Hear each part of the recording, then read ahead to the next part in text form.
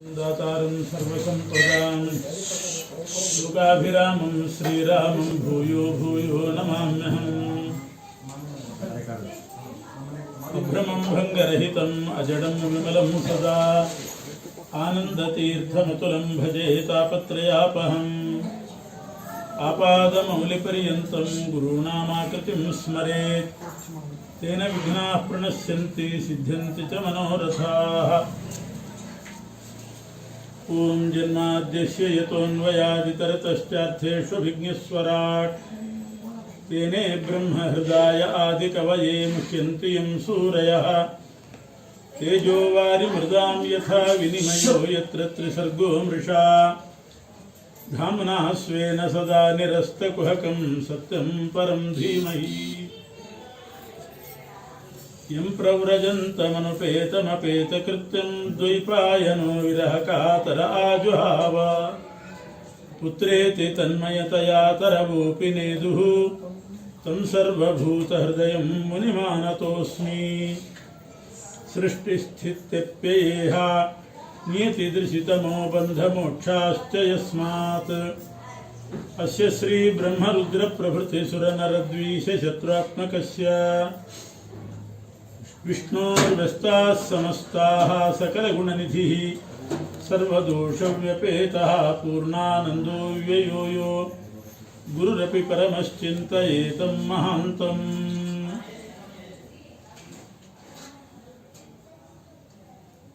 ವೇದವ್ಯಾಸದೇವರು ಭೂಮಿಯಲ್ಲಿ ಅವತಾರ ಮಾಡಿ ಸಜ್ಜನರಿಗೆ ಮಾಡಿದ ವಿಶಿಷ್ಟವಾದ ಉಪಕಾರ ಏನು ಅಂತಂದರೆ, ಅವರು ಮಾಡಿದ ಅನುಗ್ರಹ ಏನು ಅಂದರೆ ಒಳ್ಳೆ ದೀಪವನ್ನು ಕೊಟ್ಟು ಹೋಗಿದ್ದಾರೆ. ಅಧ್ಯಾತ್ಮ ದೀಪ ಅನ್ನುವಂಥ ಭಾಗವತವನ್ನು ನಮಗೆ ಕೊಟ್ಟು ಹೋಗಿದ್ದಾರೆ.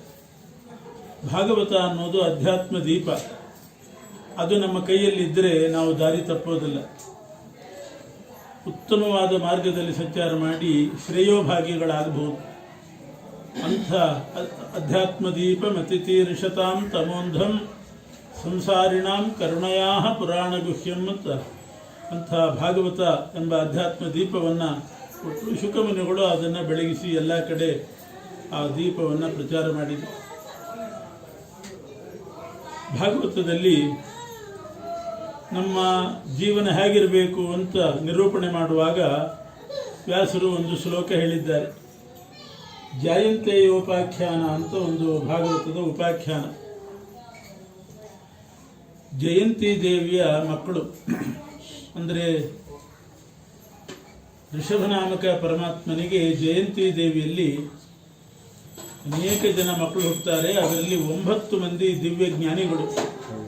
ಕವಿ, ಹರಿ, ಅಂತರಿಕ್ಷ, ಪ್ರಬುದ್ಧ, ಪಿಪ್ಪಲಾಯನ, ಆವಿರ್ಹೋತ್ರ, ದ್ರುಮಿಲ, ಚಮಸ, ಕರಭಾಜನ ಅಂತ ಅವರ ಹೆಸರುಗಳು. ಈ 9 ಜನ ಜ್ಞಾನಿಗಳು ಒಮ್ಮೆ ವಿದೇಹರಾಜನ ಮನೆಗೆ ಬರ್ತಾರೆ. ಬಂದಾಗ ವಿದೇಹರಾಜ ಈ ಋಷಭನ ಮಕ್ಕಳು ಆರ್ಷಭರು ಅಥವಾ ಜಯಂತಿ ದೇವಿಯ ಮಕ್ಕಳು ಜಾಯಂತೆಯರು, ಅವರಲ್ಲಿ ಒಬ್ಬೊಬ್ಬರ ಹತ್ರ ಒಂದೊಂದು ತತ್ವವನ್ನು ಉಪದೇಶ ಪಡೆದು ಅದನ್ನು ತಿಳ್ಕೊಳ್ತಾನೆ. ಕವಿ ಎನ್ನುವಂಥ ಜ್ಞಾನಿಗಳಲ್ಲಿ ವಿದೇಹರಾಜ ಪ್ರಾರ್ಥನೆ ಮಾಡ್ತಾನೆ, ನಾವು ಈ ಪ್ರಪಂಚದಲ್ಲಿದ್ದೀವಿ, ಒಂದಲ್ಲ ಒಂದು ಭಯ, ನಮಗೆ ಏನಾದರೂ ಒಂದು ಚಿಂತೆ. ಭಯ ಅಂತಂದರೆ ಬರೀ ಹೆದರಿಕೆ ಅಂತ ಅಷ್ಟೇ ಅರ್ಥ ಅಲ್ಲ, ಮನಶ್ಚಾಂಚಲ್ಯ. ಸ್ಥಿರವಾಗಿ ಮನಸ್ಸಿಲ್ಲ, ಏನಾದರೂ ಒಂದು ಚಂಚಲತೆ ಮನಸ್ಸಿನಲ್ಲಿರುತ್ತದೆ. ಅದಕ್ಕೆ ಭಯ ಅಂತ ಕರೀತಾರೆ. ಭಯ ಅಂದರೆ ಬರೀ ಹೆದರಿಕೆ ಅಂತ ಅರ್ಥ ಅಲ್ಲ. ನೀಭಿ ಭಯ ಸಂಚಲನಯೋಹ ಅಂತ ಮನಶ್ಚಾಂಚಲ್ಯಕ್ಕೂ ಭಯ ಅಂತಲೇ ಕರೀತಾರೆ. ಭಯಂ ತತ್ವಾವಮರ್ಶನಾತ್ ಅಂತ ಉಂಟು. ತತ್ವ ವಿಮರ್ಶೆ ಮಾಡೋದರಿಂದ ಭಯ ಪರಿಹಾರ ಆಗ್ತದೆ, ಅಂದರೆ ಚಿತ್ತ ಚಾಂಚಲ್ಯ ಹೋಗ್ತದೆ ಅಂತ ಅರ್ಥ. ವಿದೇಹರಾಜ ಕವಿ ಅನ್ನೋ ಜ್ಞಾನಿಗಳ ಹತ್ರ ಕೇಳ್ತಾನೆ, ಸಂಸಾರದಲ್ಲಿ ನಮಗೆ ಮನಸ್ಸು ಸ್ಥಿರತೆ ಇಲ್ಲ, ಏನಾದರೂ ಒಂದು ಆತಂಕ, ಹೆದರಿಕೆ, ಸಮಸ್ಯೆಗಳು ಇವೆಲ್ಲ ನಮಗೆ ಪ್ರಪಂಚದಲ್ಲಿ ಕಾಡ್ತಾ ಇದೆ. ಒಂದು ಮುಗಿತು, ಒಂದು ದಿವಸ ಚೆನ್ನಾಗಿದ್ದೀವಿ ಅನ್ನುವಾಗ ಇನ್ನೊಂದು ಸಮಸ್ಯೆ ಪ್ರಾರಂಭ ಆಗ್ತದೆ. ಅದನ್ನೇನೋ ದಾಟಿದ್ದೀವಿ ಅಂತನ್ನುವಾಗ ಮತ್ತೊಂದು ಸಮಸ್ಯೆ ಪ್ರಾರಂಭ ಆಗ್ತದೆ. ಏನು ಮಾಡಬೇಕು, ಇದರ ಪರಿಹಾರಕ್ಕೆ ಏನು ಮಾಡಬೇಕು ಅಂತ ಕೇಳಿದಾಗ ಕವಿ ಅನ್ನೋ ಜ್ಞಾನಿಗಳು ಹೇಳ್ತಾರೆ, ಈ ಭಯ ಯಾವುದರಿಂದ ಉಂಟಾಗ್ತದೆ ಅಂತ ಮೊದಲು ನಾವು ವಿಮರ್ಶೆ ಮಾಡಬೇಕು. ಭಯದ ಕಾರಣ ಏನು ಅದನ್ನು ತಿಳ್ಕೊಂಡು ಅದನ್ನು ಕಿತ್ತಿ ಹಾಕಿದರೆ ಆಮೇಲೆ ಭಯ ಉಂಟಾಗೋದಿಲ್ಲ. ಭಯಕ್ಕೇನು ಮೂಲ ಅದನ್ನು ವಿಮರ್ಶೆ ಮಾಡಿ ಕವಿ ಅನ್ನೋ ಜ್ಞಾನಿಗಳು ವಿದೇಹರಾಜನಿಗೆ ಹೇಳ್ತಾರೆ. ಯಾವುದರಿಂದ ಭಯ ಬರ್ತದೆ ಮನುಷ್ಯನಿಗೆ, ಯಾವುದರಿಂದ ಆತಂಕ ಸಮಸ್ಯೆ. ವೇದದಲ್ಲಿಯೂ ಈ ಮಾತುಂಟು, ಉಪನಿಷತ್ನಲ್ಲಿಯೂ ಬರ್ತದೆ. ಮನುಷ್ಯನಿಗೆ ಭಯ ಸಮಸ್ಯೆ ಆತಂಕಗಳು ಯಾವುದರಿಂದ ಬರ್ತದೆ? ದ್ವಿತೀಯಾದ್ವೈ ಭಯಂ ಭವತಿ ಅಂತ ಉಪನಿಷತ್. ದ್ವಿತೀಯಾದ್ವೈ ಭಯಂ ಭವತಿ, ಎರಡನೇ ವಸ್ತುವಿನಿಂದಲೇ ಮನುಷ್ಯನಿಗೆ ಭಯ. ಇದಕ್ಕೆ ಬೇರೆಯವರೆಲ್ಲ ಅರ್ಥ ಮಾಡಿದ್ರು, ಹೌದು ಎರಡನೇ ವಸ್ತುವಿನಿಂದ ಭಯ. ಆ ಭಯ ಪರಿಹಾರ ಆಗಬೇಕಾದ್ರೆ ಎರಡನೇ ವಸ್ತು ಸುಳ್ಳು ಅಂತ ಹೇಳಿಬಿಟ್ರೆ ಮತ್ತೆ ಭಯ ಇಲ್ಲ. ಹಾವಿದೆ ಅಂತ ಒಬ್ಬನು ಭಯಪಟ್ಟಾಗ, ಇಲ್ಲ ಹಾವಿಲ್ಲ ಅದು ಸುಳ್ಳದು, ಹಾವಿಲ್ಲ ಹಾವು ಸುಳ್ಳು ಅಂತ ಹೇಳಿಬಿಟ್ರೆ ಮತ್ತೆ ಭಯ ಹೋಗ್ತದೆ. ಹಾಗೆ ದ್ವಿತೀಯ ವಸ್ತುವಿನಿಂದಲೇ ಭಯ. ಆ ದ್ವಿತೀಯ ವಸ್ತು ಸುಳ್ಳು ಅಂತ ಹೇಳಿಬಿಟ್ರು, ಅದರಿಂದ ಭಯ ಪರಿಹಾರ ಆಗ್ತದೆ ಅಂತ ವ್ಯಾಖ್ಯಾನ ಮಾಡ್ತಾರೆ. ದ್ವಿತೀಯಾದ್ವೈ ಭಯಂ ಭವತಿ ಅಂತ. ಇದು ಸರಿಯಲ್ಲ. ಆ ಉಪನಿಷತ್ತಿಗೆ ಅರ್ಥ ಮಾಡಿಕೊಳ್ಬೇಕಾದ್ರೆ ಭಾಗವತ ನೋಡಬೇಕು. ಭಾಗವತದಲ್ಲಿ ವ್ಯಾಸರು ಇದೇ ಶಬ್ದವನ್ನು ತಗೊಂಡು ವ್ಯಾಖ್ಯಾನ ಮಾಡ್ತಾರೆ. ದ್ವಿತೀಯಾತ್ ಭಯಂ ಅಲ್ಲ, ಎರಡನೇವರಿದ್ದರೆ ಸ್ವಲ್ಪ ಧೈರ್ಯ ಬರ್ತದೆ ಮನುಷ್ಯನಿಗೆ. ಒಬ್ಬನೇ ಇದ್ದರೆ ಹೆದರಿ ಸಾಯ್ತಾನೆ, ಒಬ್ಬನೇ ಆದರೆ ಹೆದರಿಕೆ, ಇಬ್ಬರಿದ್ದರೆ ಧೈರ್ಯ. ಆದ್ದರಿಂದ ಇವತ್ತು ನಮ್ಮ ಅನುಭವ ನೋಡ್ತೀವಿ. ಎಲ್ಲಾದರೂ ದೂರ ಪ್ರದೇಶಕ್ಕೆ ಹೋಗಿ ಬಾ, ದೊಡ್ಡ ಮನೆ ಕಟ್ಕೋ, ರಾತ್ರಿ ಒಬ್ಬನೇ ಇರು ಅಂದರೆ ಹೆದರಿಕೆ ಶುರುವಾಗ್ತದೆ, ಇನ್ನೊಬ್ಬರು ಬೇಕು ಜೊತೆಗೆ. ಹಾಗಾದ್ರೆ ಅನುಭವ ಏನು? ಒಬ್ಬನೇ ಇದ್ದರೆ ಅದರಿಂದಲೇ ಅಧೈರ್ಯ, ಐಕ್ಯವಾದದಲ್ಲೇ ಭಯ, ದ್ವೈತವಾದದಲ್ಲಿ ಧೈರ್ಯ. ಅವನಿದ್ದಾನೆ ಜೊತೆಗೆ ಇನ್ನೊಬ್ಬ ಇದ್ದಾನೆ ಅಂದರೆ ಧೈರ್ಯ. ಭಾಗವತ ನೋಡಿದರೆ ಅಲ್ಲಿ ದ್ವಿತೀಯಾದ್ವೈ ಭಯಂ ಭವತಿ ಅಂತ ಉಪನಿಷತ್ತಿದ್ದರೆ, ಭಾಗವತದಲ್ಲಿ ಏನಿದೆ? ಭಯಂ ದ್ವಿತೀಯಾಭಿನಿವೇಶತ ಸ್ಯಾತ್. ಎರಡನೇದ್ರಿಂದ ಭಯ ಅಲ್ಲ, ಎರಡನೇ ವಸ್ತುವಿನಲ್ಲಿ ಅಭಿನಿವೇಶ ಮಾಡಿದರೆ ಭಯ. ಅಭಿನಿವೇಶ ಅಂದರೆ ಅದರಲ್ಲಿ ಆಗ್ರಹ, ಅದರಲ್ಲಿ ಅತಿಯಾದಂಥ ಆಸಕ್ತಿ, ಅದನ್ನು ಮಾಡಲಿಕ್ಕೆ ಹೋಗಬಾರ್ದು, ಅದು ಭಯ. ಏನದು? ಎರಡನೇ ಪದಾರ್ಥದಲ್ಲಿ ಇಷ್ಟೇ ಹೇಳಿಬಿಟ್ರು ವ್ಯಾಸರು, ಭಯಂ ದ್ವಿತೀಯಾಭಿನಿವೇಶತ ಸ್ಯಾತ್ ಈಶಾದಪೇತಸ್ಯ ವಿಪರ್ಯಯೋ ಸ್ಮೃತಿ ಯನ್ಮಾಯಯಾತೋ ಬುಧಾ ಭಜೇತ್ತಂ ಭಕ್ತೈಕಯೇಶಂ ಗುರುದೇವತಾತ್ಮ. ಪರಮಾತ್ಮನನ್ನು ಬಿಟ್ಟು ಇತರ ಪದಾರ್ಥದಲ್ಲಿ, ಎರಡನೇ ವಸ್ತುವಿನಲ್ಲಿ ಅಭಿನಿವೇಶ ಮಾಡಬೇಡ್ರಿ. ಏನು ನಮ್ಮ ಅಭಿನಿವೇಶ, ಅತಿಯಾದ ಆಸಕ್ತಿ, ಎಲ್ಲ ಭಕ್ತಿ ಪರಮಾತ್ಮನ ಕಡೆ ಇರಬೇಕು. ಅದು ಬಿಟ್ಟು ಬೇರೆ ವಸ್ತುವಿನಲ್ಲಿ ಮಾಡಿದರೆ ಭಯ ಜಾಸ್ತಿ. ಇದಕ್ಕೆ ಅನೇಕ ಅರ್ಥಗಳಿದೆ. ವ್ಯಾಸರು ಸೂಕ್ಷ್ಮವಾಗಿ ಹೇಳಿಬಿಟ್ರು, ಭಯಂ ದ್ವಿತೀಯಾಭಿನಿವೇಶತಃ. ದ್ವಿತೀಯ ಅಂದರೆ ಯಾವುದು? ಏನು ಬೇಕಾದರೂ ಅರ್ಥ ಮಾಡಲಿಕ್ಕೆ ಬರ್ತದೆ.